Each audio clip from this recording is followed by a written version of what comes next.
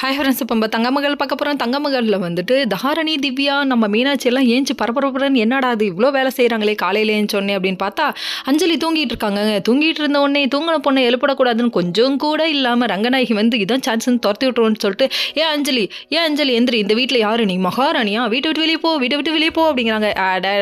Foreign return மாதிரி சும்மா அந்த பொண்ணை பிடிச்சி கழுத்தை பிடிச்சி வெளியே தள்ளுறீங்கோ, என்ன அனுப்பிச்சுட்டு இருக்கீங்கோ அப்படிங்கிற மாதிரி இருக்குது. கடைசியில் பார்த்தா இல்லைங்க, எல்லா வேலையும் செஞ்சதே அஞ்சலி தான் சொல்லிட்டு மொத்த பேரும் ஆமா சாமி போடுறாங்க. எதுக்காகடா அஞ்சலிக்கு இப்படி ஒரு இதுன்னு பார்த்தா சுப்புகிட்டேருந்து கல்யாணம் பண்ணுறதை நிப்பாட்டிட்டாங்கல்ல, அதனால இப்படி ஒரு நல்லதாம்மா.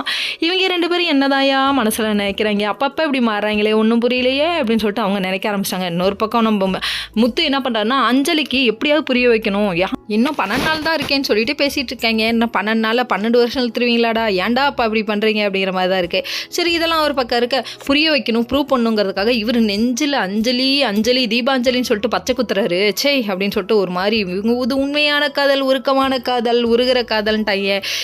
உருட்டுங்கடா அப்படிங்கிற மாதிரி சரின்னு சொல்லிட்டு இவர் பச்சை குத்துனவர் வந்து காம்போன்னு சொல்லிட்டு இவர் ஒரு பக்கம் வந்து கிளம்பிட்டாரு.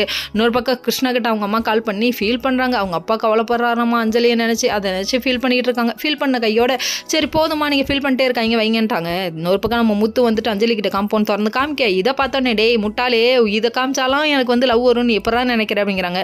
நெஞ்சில் பச்சை குத்திட்டா எனக்கு லவ் வருமா போடாங்க அப்படின்னு சொல்லி திட்டி அனுப்பிட்டாங்க. ஓகே ஃப்ரெண்ட்ஸ், நெக்ஸ்ட் வீடியோவில்